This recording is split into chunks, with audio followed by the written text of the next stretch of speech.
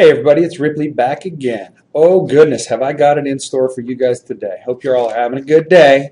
You got your seatbelts on and you're buckled in because we're going to take you on a wild ride. We're going to talk about Taylor polynomials or Taylor series, you'll hear these referred to as, or a Maclaurin polynomial or Maclaurin series. Sometimes I say Maclaurin, I apologize for that. It's a mispronunciation. It's like saying realtor. It's not the way you say it, right? Okay, so let's have a quick little recap. Let's say that I say that f of x equals, I don't know, x squared over 1 minus x cubed. And I want to write this as a power series, right? So I want to turn that into one of these guys, e to the n, x to the n. All right, don't worry about the limits on that guy. Well, remember with these, hitherto, we're completely constrained by the fact that we can only work from something that comes from the power series, which was a times r to the n. Remember, as n goes from 0 to infinity. This is important to start at 0, otherwise this thing can change up. And this guy, the sum, goes from a, or sum equals a over 1 minus r, where absolute r is less than 1, which we could do really easily here. There's a couple of ways to do it. I can say a equals x squared, I'm just following the form, and r equals x cubed, which implies that x squared over 1 minus x cubed excuse me, is equal to sum, as n goes from 0 to infinity, of x squared times x cubed to the n. I'm just following the geometric form, or the template, as it were. So I can rewrite this nice and pretty as n equals 0 to infinity of, what do we got? 3 of the other, this is going to be x to the 3n plus 2. Okay? They are exactly the same. Another way to do this is to think of it as x squared times 1 over 1 minus x cubed. Go through the same process, only let a be 1 this time with an x squared out in front and then multiply through it. You end up with the same answer. The question is, what happens if, say, I want to write f of x equals e to the x as a Maclaurin, or as a power series? If I want to turn e to the x into one of these guys right here, I'm going to show you something. And it's going to take a little bit, so just be patient with me, okay? I'm going to pop over to this. We'll come back to f of x equals e to the x after I'm done. But this takes a bit, so follow this slowly. I know you guys like to speed me up, make me sound like a silly little chipmunk, but bear with me. All right, I am going to let f of x equal, my goal by the end of this is to turn any function, any f of x, not necessarily one that falls into this nice, pretty little geometric context here. See, the problem with e to the x is it doesn't look like that, does it? There's no way I'm going to turn e to the x into some sort of ratio where I've got an a over 1 minus r, or some combination. Remember back in 8.6, we took integrals to get it there, we took derivatives to get it there, and then undid what we did, etc., etc. Okay? Now, let's talk about this. I'm going to turn f of x into c sub n x. Now, I'm going to center this at a, because I want us to get used to this. I'm going to turn f of x into one of these guys. This is called a Taylor polynomial or series, a Taylor poly centered at a. Remember when we talked about power series, we talked about them being centered. They had radii and then they had intervals of convergence. So centered at x equals a. If I want to write f of x as the sum of c sub n, x to the n. This is centered at 0, but there's a word for that. This is called a Maclaurin polynomial or Maclaurin series. It's just centered. It's just centered. It's a special case of the Taylor polynomial. Maclaurin probably needed to get his PhD. He's like, oh my God, I got to come up with something original. We'll center it at 0. I'm just kidding. Probably what happened is Maclaurin came up with it first, centered at 0, and then Taylor jumped on it and said, hey, I can generalize this out to any center. Okay, so I'm going to do it for this guy first. So I want you to look at something. We're going to do f of x equals the sum of c sub n x minus a to the n. We're going to start this thing at n equals 0. And wow, and go to infinity. Sorry guys, Carter is next door freaking out. Now, let's look close. This is going to be c sub 0 plus c1 times x minus a to the first plus c2 times x minus a squared. Now, I'm going to take this out to the fifth plus, even though that seems obnoxious, you'll see why here in just a sec, x minus a cubed plus c4 times x minus a to the fourth plus c3 times x minus a, whoops, c5, not 3, I already did that, to the fifth plus dot, dot, dot. Now I want to show you something first. So this is if f of x is going to equal this series, then this is what it's got to equal. It's got no choice. Check it out. What is f of 0? Whoops, not f of x. What is f of 0? Whoops. Get out of there. F of 0. What is it? Well, if I plug 0, whoops, sorry, not f of 0, f of a. If I plug a in to this guy right here, I need to change my, if I plug a, x equals a into these, what happens? Well, every term with an x minus a, which is every single term except for c sub 0, goes to 0.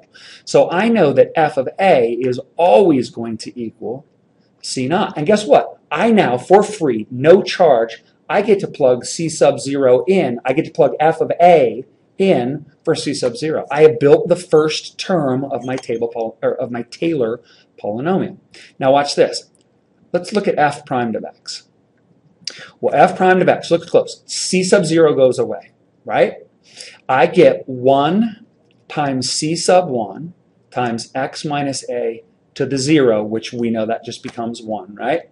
Plus 2 times c sub 2 times x minus a to the first, plus 3 times c sub 3 times x minus a, this won't go on for long, I promise, squared, plus 4 times c sub 4 times x minus a cubed, plus 5 c5 times x minus a to the fourth. Hopefully, plus dot, dot, dot. That will continue. Think about it as n times c sub n times x minus a to the n minus 1, if you want to look at it that way. All right? Everybody agrees, hopefully? Now look close. If I do f primed of a, what do we get? Well, again, except for this term right here, except for this guy right here, when I stick a in, I get, because anything to the 0 is 0. All of these terms are gone. They disappear. So what do I end up with? Well, if I plug a in, I end up with, now I'm going to leave the 1 times c sub 1 there. That's going to be important here in just a sec. Okay? All right, excuse me. All right, now how about f double prime of x? The nice thing about taking a bunch of derivatives is you start seeing the pattern a little more quickly. Well, this is a constant term. This blue term right here goes away. So when I take the derivative, I end up with 2 times 1 times x minus a to the 0, right? Whoops, 2 times 1 times c sub 2, sorry, c sub 2, times x minus a to the 0, plus 3 times 2 times x minus a to the 1, plus 4 times 3, I keep screwing this up, sorry you guys, that's a c sub 3, and this is going to be c sub 4 times x minus a squared, plus 5 times 4 times c sub 5 times x minus a cubed, plus dot, dot, dot. Now watch what happens. If I do f double primed at a, again, all of these terms right here, gone, gone, gone, and everything after is gone because I'm going to have an x minus a that's not raised to the 0. So what do I end up with? I end up with, let me change here real quick. What do I end up with? I end up with a 2 times 1 times c sub 2. Now, let me do this just a couple more times. Bear with me, you guys. Let's see. I'm going to end up with the third derivative of a. If I'm looking for the third derivative of a, what happens? Well, this term is gone, right? It disappears because it was a constant term in the last one. Well, don't I end up with 3 times 2 times 1, c3 times x minus a to the 0, which we know that's just a constant term, plus 4 times 3 times 2, c sub 4 times x minus a to the first, plus 5 times 4 times 3, c sub 5 times x minus a to the second, plus a bunch of stuff. So what does that tell me? That the third derivative of f at a is going to be? Well, hopefully you're starting to see the pattern. It's 3 times 2 times 1 c sub 3, right? Because, remember, when I plug a in, oops, this should have been the third derivative at x. Man, you guys got to stay on me on that. I apologize. Notice these all have x's in them. All right, so I apologize for that. So pop back over here. The third derivative at a, because all of those terms that have an x minus a to a value that's greater than 0 disappear, and this is what I end up with. Now, last one, I promise. You guys are probably getting ready to kill me. The fourth derivative of the function at x. What's it going to give me? We'll go back real quick. Notice this term is constant, so when I take its derivative, it's going to be gone. All right? So what I'm left with is 4 times 3 times 2 times 1 c sub 4 times x minus a to the 0, it's a 0, not a 6, plus 5 times 4 times 3 times 2 times x minus a to the first plus dot, dot, dot. Everything else is going to have an x minus a squared, x minus a cubed, etc., etc. If I do the fourth derivative at a, what happens? Well, this guy's a constant, right? It's got a 0. This guy disappears. Because when I stick a in for x, I get a minus a, which is 0. Every term afterwards disappears because it's got an x minus a raised to a power that's greater than 0. So think of this as just being a constant, and I end up with 4 times 3 times 2 times 1 c sub 4. Now, I'm going to do something interesting here. Go back. We know that f of a, remember, what we're trying to do is we're trying to fill in all of these guys right here. I'm trying to fill that in because the x minus a, excuse me, the x minus a is what it is. The x is what it is. It's going to be a polynomial. The a is just wherever we decide to center it. We could center it at 17. We could center it at negative pi. We can center it at 0. It doesn't really matter. But we're trying to figure out what the series, or what the sequence terms are. So look close at what happened here. All right, I know that f of a equaled c sub 0.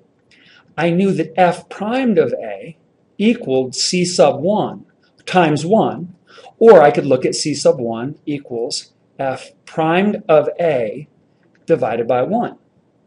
I knew that, or I figured out that f double primed at a equaled 2 times 1 times c sub 2, so c sub 2 equaled f double primed at a divided by 2 times 1.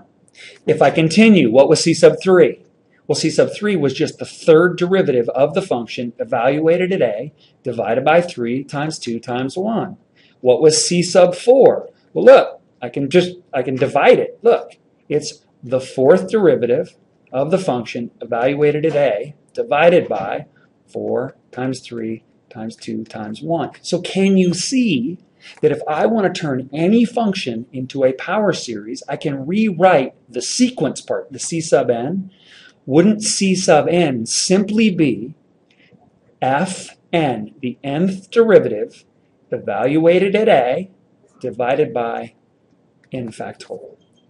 And this thing right here is called the Taylor coefficient. That's